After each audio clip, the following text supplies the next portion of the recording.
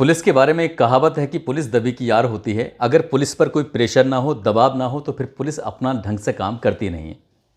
कोई फरियादी फरियाद लेकर थाने में जाता है और पुलिस को ये पता चल जाए कि इसके पीछे कोई नहीं है, तो पुलिस फिर उसका रवैया ज़्यादा अच्छा नहीं होता है, उसकी बात अच्छे से सुनी नहीं जाती है। यदि पुलिस को ये पता चल जाए कि इस फरियादी के पीछे बड़े बड़े मंत्री हैं, विधायक हैं और कोई अधिकारी भी हैं, तो फिर पुलिस की कार्य करने की जो क्षमता होती है, ताकत होती है, कार्य प्रणाली होती है, फिर वो बदल जाती है। अब पुलिस चाहे ज़मीन के साथ तह के अंदर घुस जाए और अपराधी को जल्द से जल्द पकड़ के गिरफ्तार करती है और दिखा देती है कि देखो पुलिस ने कितनी जल्दी काम किया है। दरअसल सुखदेव सिंह शेखावत गोगामेडी की हत्या हो जाती है। राजस्थान के जयपुर सहित तमाम ज़िलों के अंदर, तमाम शहरों के अंदर एक तरह से आग लग जाती है। लोग सड़कों पर उतर जाते हैं और सड़कों पर उतरने के बाद सबकी एक ही मांग थी कि कातिलों को जितनी जल्दी हो सके गिरफ्तार कर लिया जाए, नहीं तो फिर ये बवाल बहुत बढ़ जाएगा।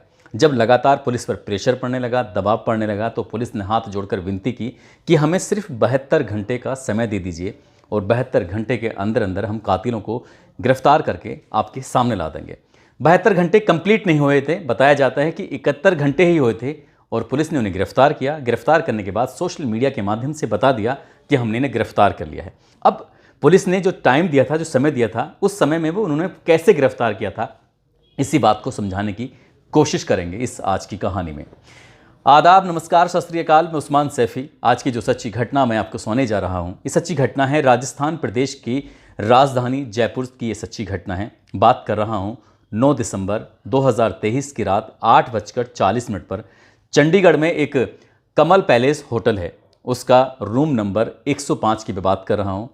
रात के 8:40 पर उस कमरे का दरवाज़ा खटखटाया गया तो 2-3 बार नॉक किया और 2-3 बार नॉक करने के बाद अंदर जो बैठे हुए हैं, अंदर 3 व्यक्ति बैठे हुए हैं और एकदम से वो अलर्ट हो जाते हैं। तभी बाहर से आवाज़ आती है कि क्राइम ब्रांच दिल्ली ने तुम्हें चारों तरफ से घेर लिया है, भागने की कोशिश बेकार है, यदि भागने की कोशिश की तो गोली चला दी जाएगी जिसमें तुम्हारी जान जा सकती है। और जैसे ही ये बात अंदर पहुंचती है तो अंदर वाले अब अलर्ट नहीं थे, वो घुटनों के बल बैठ जाते हैं और हाथों को कुछ इस तरह से अपने ऊपर कर लेते हैं ताकि पुलिस उन पर गोली ना चलाए। तीनों के तीनों घुटनों के बल बैठे हुए थे।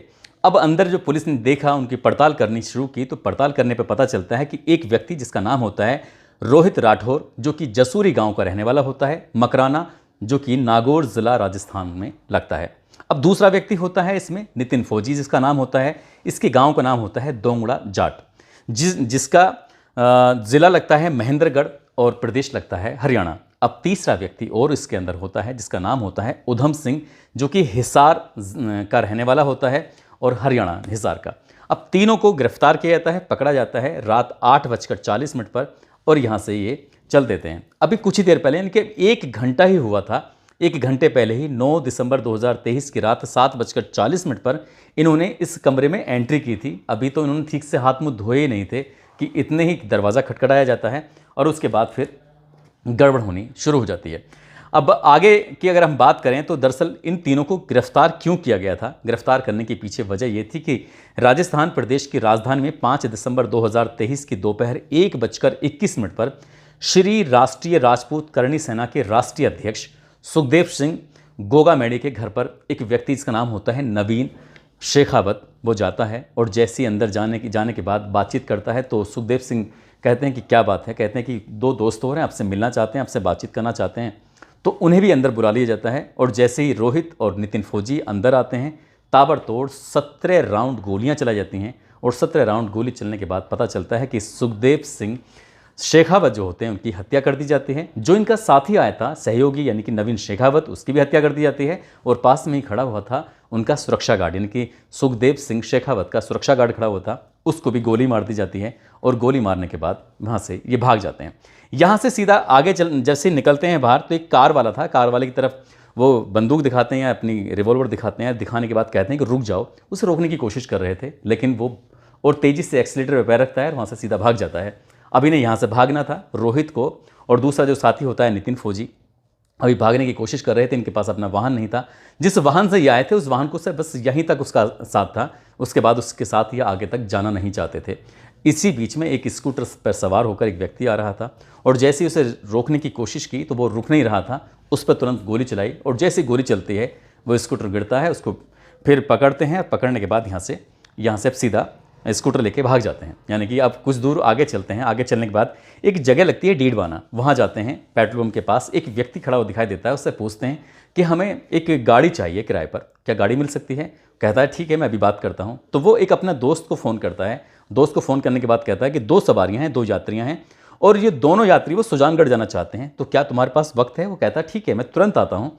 जैसे ही वो ड्राइवर आता है मौके पर, ड्राइवर आने के बाद, क्योंकि अब स्कूटर का भी सफ़र साथ छोड़ दिया है, उसके बाद उस गाड़ी को पकड़ते हैं। उससे कहते हैं कि भाई हमें सुजानगढ़ छोड़ दो। अब इस गाड़ी के अंदर एक शूटर आगे बैठता है ड्राइवर के ठीक बगल में और एक बैठता है पीछे, ताकि कहीं ऐसा ना हो कि ये भी हमला कर दें, इसलिए उन्होंने अपनी सुरक्षा को देखते हुए। अब ड्राइवर ने सोचा कि ये दोनों पीछे क्यों नहीं बैठ रहे हैं, तभी उसने अपने साथी से कहा कि तुम्हें भी मेरे साथ चलना होगा। यानी कि अब ड्राइवर जिसने गाड़ी कराई थी वो और दोनों शूटर चारों लोग गाड़ी के अंदर बैठ जाते हैं। अब जब गाड़ी तो चलने लगती है, तुरंत ही कहा जाता है कि तुम जाओगे कहाँ? उन्होंने कहा कि हमें जाना है चुरू, हमें तुम चुरू छोड़ दो। चुरू एक ज़िला है राजस्थान का। फिर कहते हैं कि यार तुमने गाड़ी तो की है सुजानगढ़ के लिए, अभी तुम चुरू बोल रहे हो। तो बोले ठीक है, एक काम करो, तुम हमें हिसार छोड़ दो। बात जब हिसार की आती है, बोले पता है कि हिसार तो बहुत दूर लगता है। गाड़ी की थी 1500 रुपये में, यानी कि पेट्रोल पंप पर पेट्रोल डलवाया था, 1500 रुपये में तय हो गई थी शायद गाड़ी। उसके बाद जब बात आगे की आती है तो उन्होंने कहा कि चाहे 15,000 लगो या 20,000 लगो, आप हमें हिसार छोड़ दो। लेकिन ड्राइवर ने कहा कि भाई रात के 10 बजे मैं गाड़ी नहीं चला सकता, इसलिए आपको सिर्फ सुजानगढ़ ही छोड़ सकता हूँ, क्योंकि मुझे अपने घर आना है, मैं अपनी बीवी के पास जाना है, वो बीमार है। जब ऐसे ही ड्राइवर बात करता है तो उसके बाद कहते हैं ठीक है।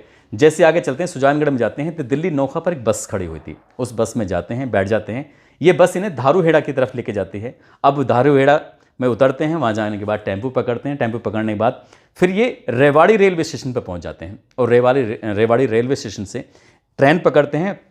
और ट्रेन पकड़ने के बाद हिसार जाते हैं और हिसार से मंडी और मंडी से मनाली और मनाली से ये अब अपना सफ़र करते हैं चंडीगढ़। यानी कि 5 तारीख को निकले थे, 6 तारीख, 7 तारीख, 8 तारीख और 9 तारीख लगातार ये दौड़ रहे हैं, भाग रहे हैं और भागते भागते ये पहुंच जाते हैं चंडीगढ़ का एक जो कमल पैलेस है वहाँ होटल, वहाँ जाकर रात को 7:40 पर चेक इन करते हैं। और वहाँ जाकर अभी सामान उन्हें समेटा ही था कि इतने ही पुलिस की घंटी बजती है, पुलिस आती है और इन्हें गिरफ्तार कर लेती है और गिरफ्तार करने के बाद फिर अपना काम कर लेती है। यानी कि 72 घंटे का जो अल्टीमेटम था अभी कंप्लीट नहीं हुआ था, ख़त्म नहीं हुआ था और पुलिस ने अपना काम कर दिया। जैसे ही काम किया उसके बाद सोशल मीडिया पर ये चीज़ वायरल होनी शुरू हो जाती है और पुलिस अपनी वाहवाही करना शुरू कर देती है, देखो हमने 72 घंटे के अंदर काम कर दिया है और अपना अब हम जितनी जल्दी हो सकेगा हम इनसे ये राज उगलवाने की कोशिश करेंगे। लेकिन मैं एक बात आपसे बताने की कोशिश करूँगा कि पुलिस ने क्या नीचे से काम किया है, नीचे से ऊपर की तरफ गई है या ऊपर से नीचे की तरफ आई है। दरअसल जब कातिल कत्ल करके भागते हैं तो क्या पुलिस नीचे से इनके उनके पीछे पीछे कर रही थी? हालांकि पुलिस का तो दावा यही है कि हम इनका पीछा कर रहे थे, ये आगे आगे चल रहे थे, हम पीछे पीछे थे और इसीलिए हमें कई दिन का वक्त लगा। इसलिए हमने सर्विलांस के माध्यम से कई तरह की हमने कोशिश की और कई तरह की कोशिश करने के बाद आखिरकार कड़ी मशक्क़त के बाद हमने इन्हें गिरफ्तार कर लिया है और गिरफ्तार करने के बाद हम यहाँ तक पहुँचे हैं। और आगे की कार्रवाई जो भी है, इनके पीछे कौन कौन लोग शामिल थे, क्या है, कहाँ से इनका पूरा तार जुड़े हुए हैं, एक एक चीज़ की जानकारी देंगे। लेकिन जैसे ही पुलिस के ऊपर दबाव पड़ने लगता है, दिल्ली में राजपूत समाज के लोग थोड़े बहुत नहीं 1000 की संख्या में शामिल हो जाते हैं 10 दिसंबर 2023 को, क्योंकि उनके पहले से तय था कि इसका जो अल्टीमेटम है वो ख़त्म हो चुका है और ख़त्म होने के बाद अब हम राजधानी की तरफ कूच करेंगे और कूच करने के बाद फिर वहाँ से हमारा धरना प्रदर्शन शुरू होगा और जब तक कातिलों को बड़ी से बड़ी सज़ा नहीं मिलेगी तब तक हम दिल्ली से पीछे नहीं हटेंगे। पुलिस पर दबाव था। अब पुलिस नीचे से काम कर रही थी या पुलिस ने फिर ऊपर से काम किया। लेकिन ऊपर के ऊपर हम जाएं, लेकिन आपको ये भी बताते चलते हैं कि जब पुलिस ने देखा कि लगातार पुलिस पर दबाव पड़ रहा है तो पुलिस ने अब चाहे रोहित राठौर हो या फिर नितिन फौजी हो, इसके परिवार के लोग हों, दोस्त हों, रिश्तेदार हों, तमाम लोगों से पूछताछ के लिए उनसे बातचीत करने की कोशिश की। बताया जाता है, पुलिस सूत्रों का दावा यह है कि 100 से ज़्यादा लोगों को हिरासत में लिया, उनसे प्रेशर बनाया, पुलिस ने अपने तरीके से काम करने की कोशिश की, लेकिन पुलिस को वहाँ से सफलता पता नहीं मिली थी या नहीं मिलती।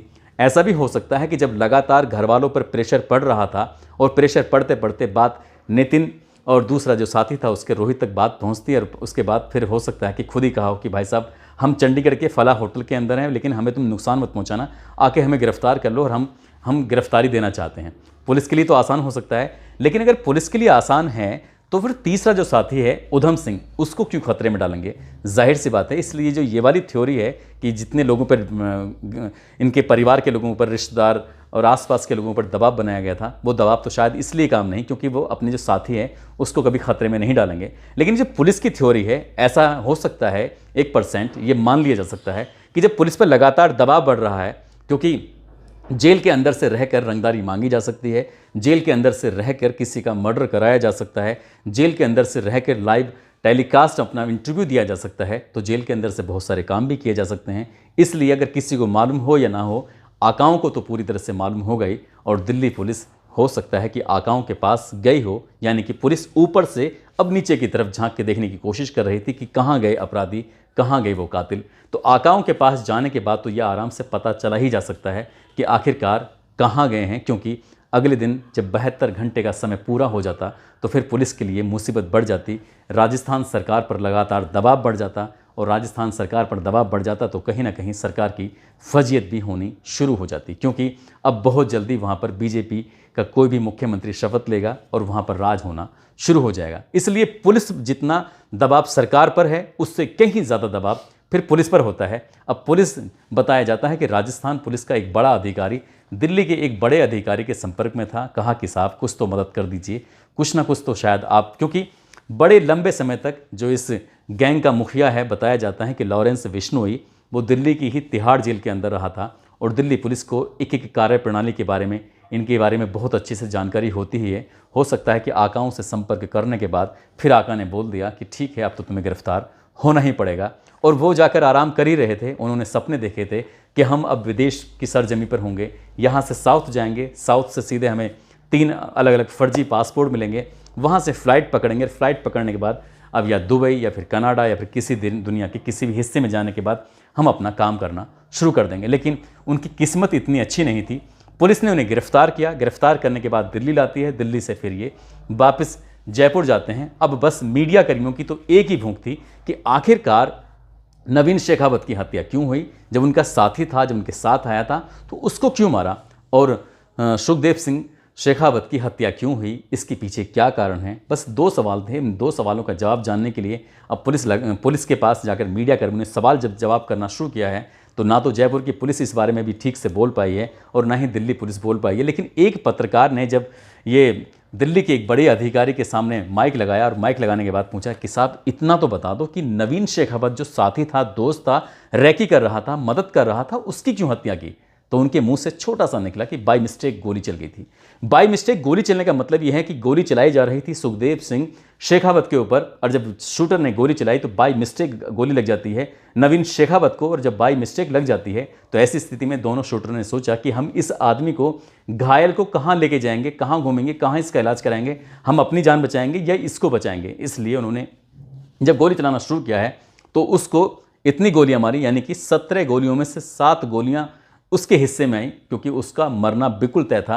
क्योंकि अगर वो जिंदा रहता तो शायद सब कुछ बता देता, लेकिन वो ये नहीं जानते थे कि पुलिस तुम्हें भी गिरफ्तार कर लेगी।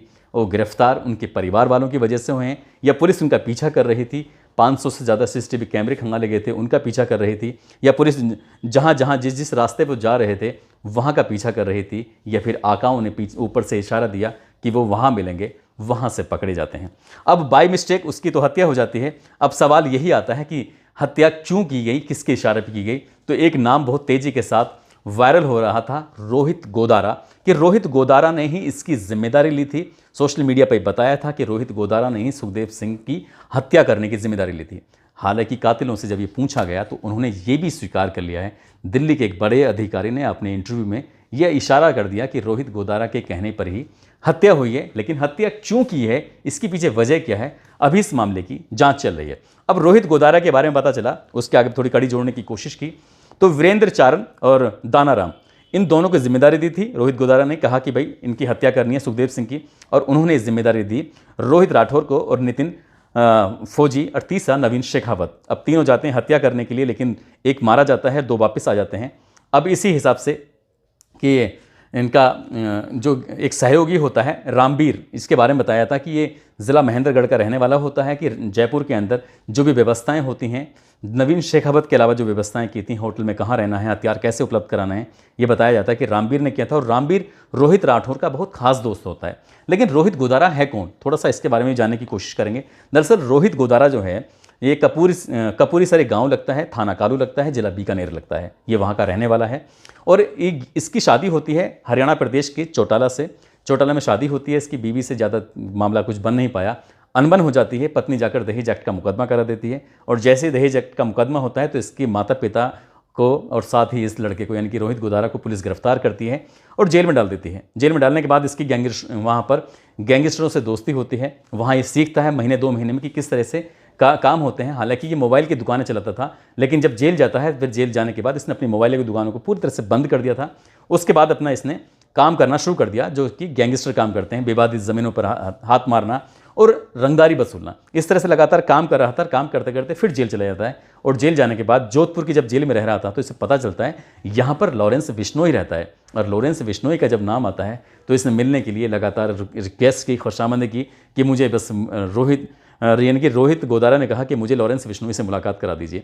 वहाँ जेल के अंदर जो लोग मौजूद होते हैं वहाँ जाकर ये लॉरेंस बिश्नोई से मुलाकात करता है और मुलाकात करने के बाद बहुत ज़्यादा घनिष्ठ दोस्ती हो जाती है। उसके फिर ये बहुत ज़्यादा ख़ास तौर पे काम करना शुरू कर देता है और काम करते करते कि 2019 में ही इसने किसी व्यक्ति से रंगदारी मांगी थी, लेकिन रंगदारी ना मांगने की रंगदारी मिल नहीं पाई थी और उस व्यक्ति पर इन्होंने जो हमला किया तो वो व्यक्ति बच जाता है। इससे पहले कि इसके ऊपर और आँच आए ये फिर यहाँ से विदेश भाग जाता है।